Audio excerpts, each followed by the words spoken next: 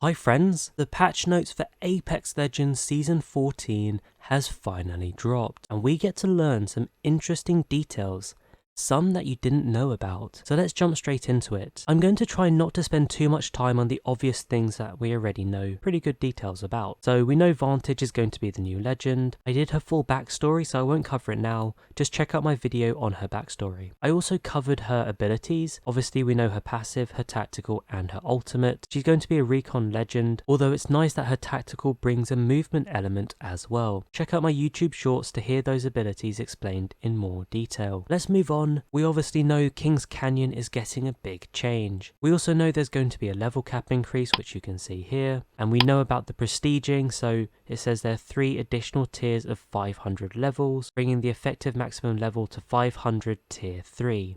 Which is essentially a prestige system. It says it adds 345 additional Apex packs, and this means in total you can earn 544 packs through leveling up your account, which obviously, as you know by now, means you're guaranteed an heirloom. We also know we're getting a new battle pass as normal every season, and what's more interesting is that Season 14 is bringing some additional ranked changes. You can see here the entry cost for ranked in Season 14 is adding 5 to every tier. So obviously that means there's a bigger cost. But don't worry, because they've done something interesting to the kills. You know how in Season 13 it's been that you essentially lose value for your kills the more you get? Well, they're removing that, and that means all your kill RP is going to count towards every kill. What does that mean? Well, it means you're likely going to be earning a lot more RP, and that's probably why they've increased the entry cost. Don't worry, I will do a full ranked video explaining what the changes mean to you when Season 14 drops. Interestingly, they say there's no change to the ranked reset. They've probably said this because lots of people were thinking they might remove the ranked reset. Let's have a look at the balancing updates, because there's some really interesting changes. Obviously, you know about the laser sights coming as the new attachment, which will come for SMGs and pistols, and it's going to replace barrels for SMGs, and that means you won't be able to attach barrels, but you will be able to use laser sights. You'll also know about the care package rotation, that the G7 returns to floor loot, as does the Vault, and the bow and the rampage are entering the care package, and you can have a look in a second when we get through these how powerful they're going to be. Of course, you'll also know that the wingman and the car return to the floor, and we're getting the devotion and the RE45 with hammer points entering the crafter, which is going to be really interesting. The SMG base hipfire spread has increased as well. It means you kind of need a laser sight to improve your hipfire on any SMG. Interestingly, assault rifles have also had their base hipfire spread increased. You might have heard about the EVA rate getting a buff. Well, this gives you an idea of what the buff's going to be like. The fire rate's increased, so it's going to be a lot faster. They've removed a pellet from the burst pattern, which is quite interesting. It now takes stocks, which should help you control the EVA rate better, along with the recoil improvements. The pellet damage has increased to 7 from 6, and the bolt rate of fire increases it quite significantly. Although not for the white, because the white bolt is going to stay the same. The blue is being increased, and the purple is also being increased from 1.2 to 1.3. On top of this, the bowcheck bow is being buffed as it goes into the care package. You can see here the damage at full draw is going to be 70 up from 60. On top of that, the draw speed is increased from 0.38 to 0.32. Shattercap pellets also have their damage increased to 12 from 11. Plus, fired arrows can no longer be collected.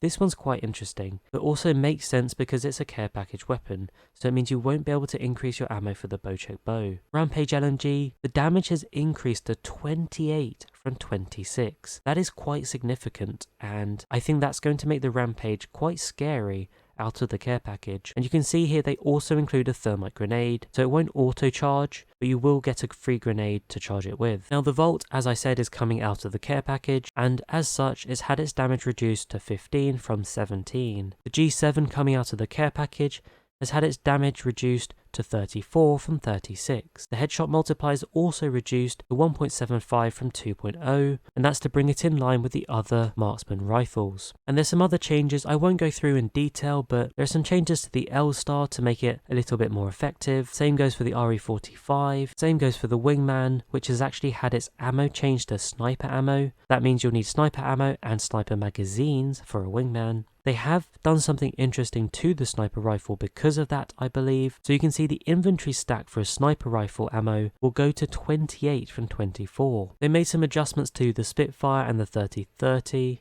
And what's interesting is that dual loader has been worked into the base 30-30, which means they'll load 2 bullets in at a time, so your reload speed for the 30-30 should be so much faster. And one interesting thing is that Skull Piercer now works on the 30-30. It means the 30-30 could be really powerful next season. The Sentinel, another interesting thing, is had Deadeye's tempo worked into the base Sentinel. Now this means the Sentinel could be a little bit more powerful next season. And I think they've done this because they've removed the tempo from the floor loot as the bow-shaped bow has gone into the care package. And you can see here with the hop-up changes, the double tap comes into floor loot and it works with either 8 and G7. The Skull Piercer comes back with a 35% headshot damage increase to the longbow, the wingman, and as we've just discovered, the 30-30 repeater. They've also removed Deadeye's tempo and shatter caps from floor loot. And by the way, boosted loader has been reduced to epic quality from legendary. I don't think that makes much of a difference, but because it's epic, it should be a little bit more common to pick up now.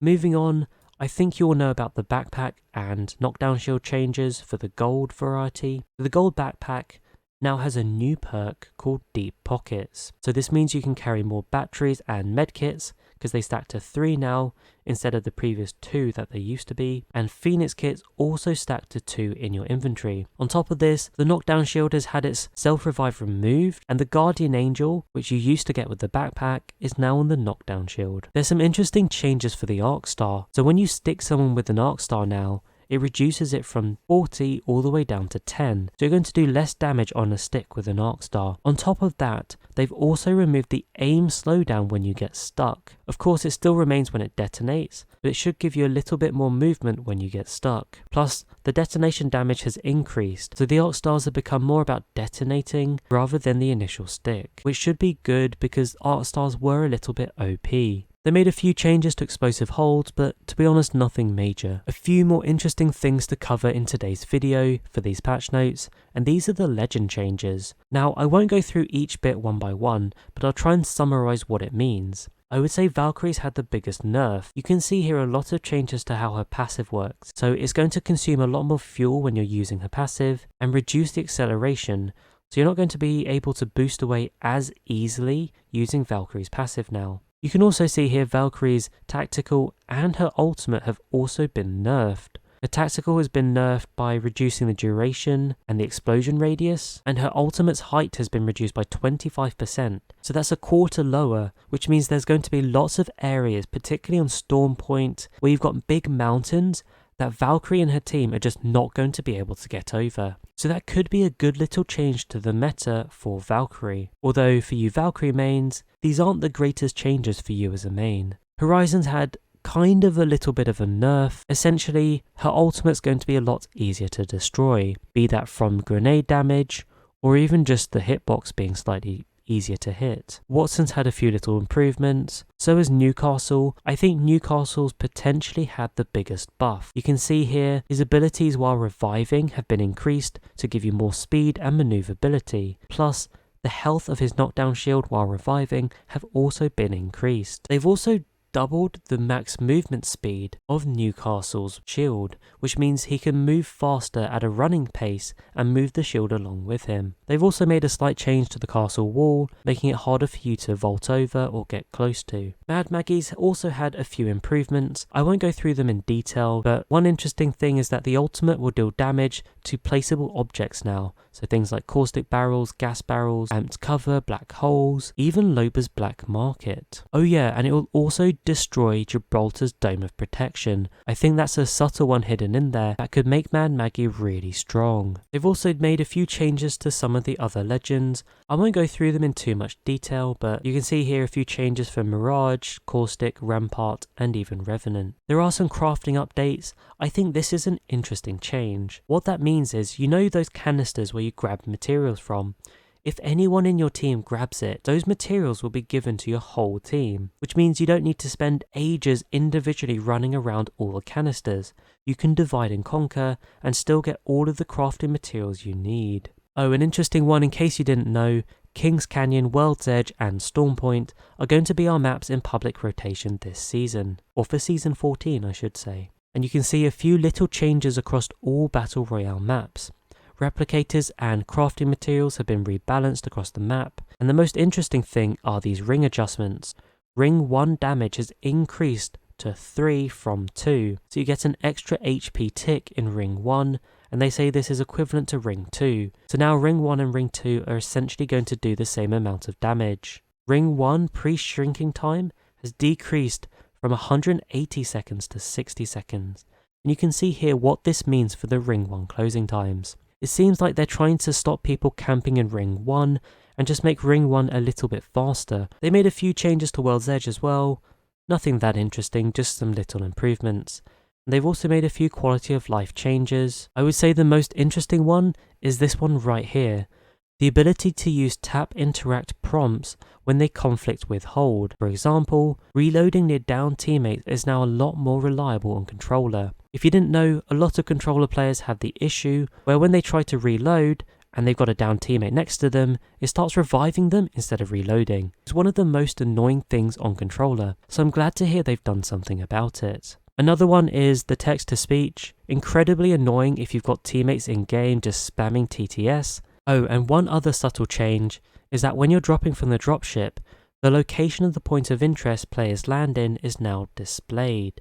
I think this is going to be a nice little change. They've also got a bunch of bug fixes which I won't go through, but I'll put a link down below in the description so you can read through all of these patch notes. And to be honest, that is everything. Overall, I think there's some good stuff here coming for Season 14, and you can definitely be hyped for a lot of cool changes, hopefully bringing a more balanced Apex Legends. I hope this video was useful, don't forget to like and subscribe, and I'll catch you in Season 14, friends.